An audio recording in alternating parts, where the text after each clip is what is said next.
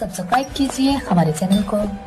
और बेल आइकॉन को दबाइए हमारी लेटेस्ट वीडियो सबसे पहले देखने के लिए।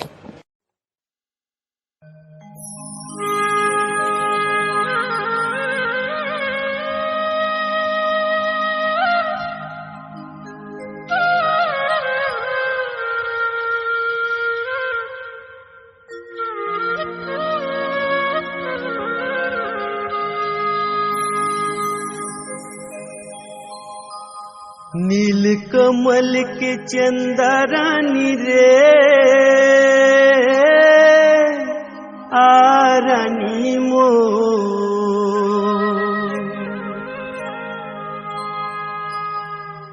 सपना माधिड़ कते है गढ़वा बाजा राजा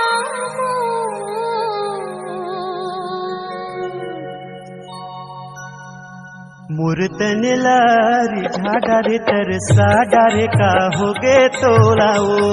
मूर्तन लारी झाड़ा रे तरसा डारे का हो गे तोलाओ सपना माधिड़ कते है गढ़वा बाजा राजा सपना माधिड़ कते है गढ़वा बाजा राजा मीरा रानी कसन झाड़ा रे झाड़ा रे का होगे तो लगा मीरा रानी कसन झाड़ा रे झाड़ा रे का होगे तो लगा।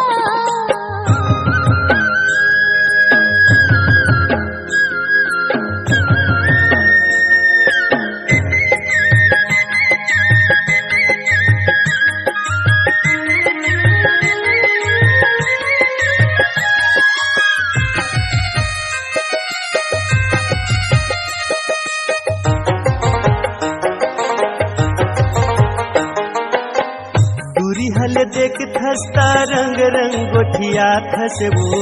तीर माया के तैला जाथ नहीं कह के तय बहाना बना थस रे सपना मले के तय हंसा थस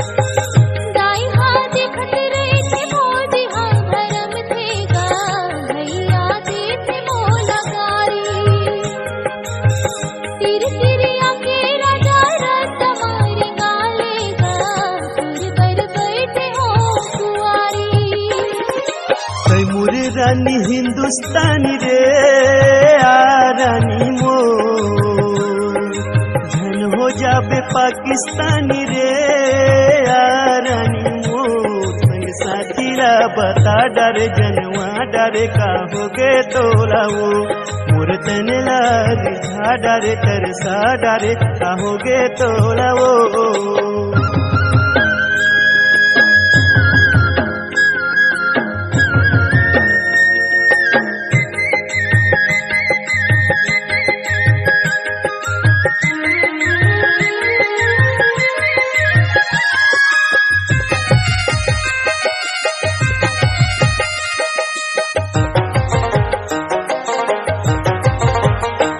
दुल्हन के आते राजा संग बतेली जाती गा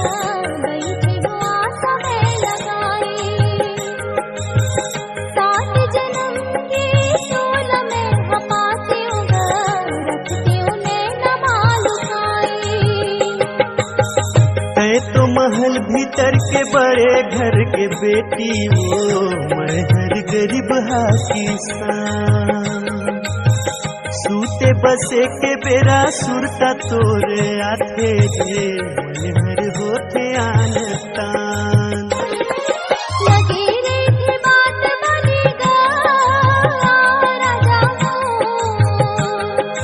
लगे रे थे बात बनेगा राजा बारह बस तिला बता डरे जनवा डरे का होगे तो लगा बारह बस तिला बता डरे जनवा डरे का होगे तो लगा नील कमल के चंदा रानी वो आ रानी मो